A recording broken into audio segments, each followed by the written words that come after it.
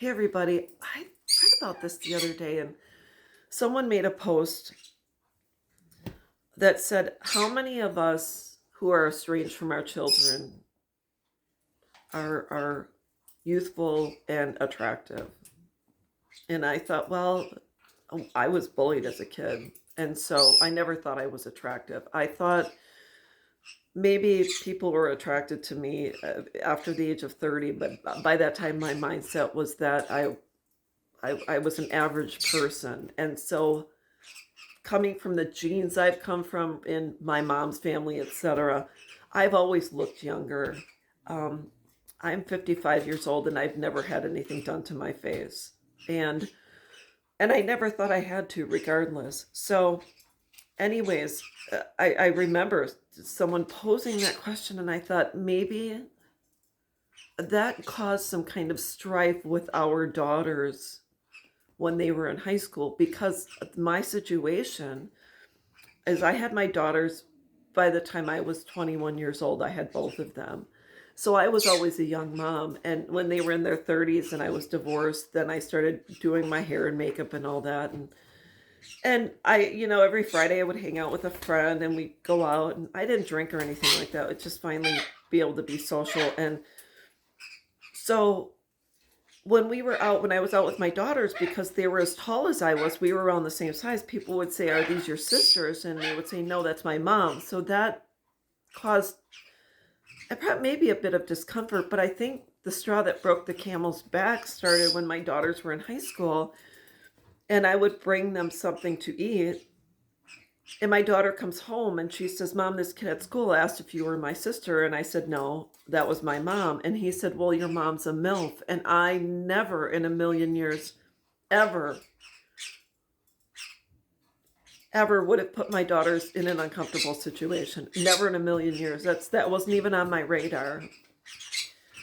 And so looking at that facet, was there a sense of jealousy or competition or whatever? I have no idea. I don't know I don't know. It was a different era for daughters at that time, dealing with young moms who other people considered attractive, even their high school friends considered attractive, like these kids in high school that have something for their teachers. I don't know what's going on. But then you're dealing with a jealousy, and then when you take into account, and I'll even go further,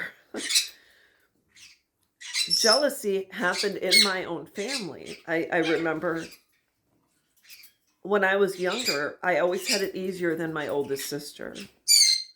And because my oldest sister struggled in school from the age of second grade on up, we were 10 and a half months apart. So she was a grade ahead, and then she was held back. So from second grade on up, we were in the same exact grade together. And I always had it easier in school. Regarding studies, friends, etc. I didn't struggle in school in the same manner, and I don't know. I'm not saying we were just at different learning grade. We had different ways of learning, and so my mom told me, "Well, when you go out, take your sister with you." Or I was actually expected to be my sister's keeper. When I went to my first concert, Madonna concert, I was forced to take my sister with. When I went out with friends, my mom would force me to spend time with her. And she was a driving force in the estrangement with my daughters.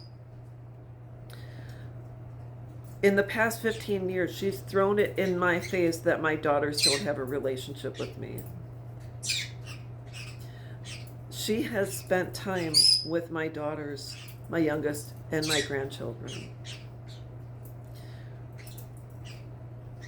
I know this because I've seen pictures, because my sister, when we were getting along and I was going to check on her after a situation she had faced, she would say, "Oh yeah, I saw your daughter at grandma's house and I met your granddaughter."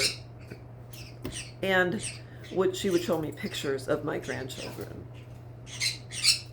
So parental estrangement, when it comes to moms, there are many different facets. But if you look back in your life regarding people that were jealous of you, or people that you had to become a keeper for,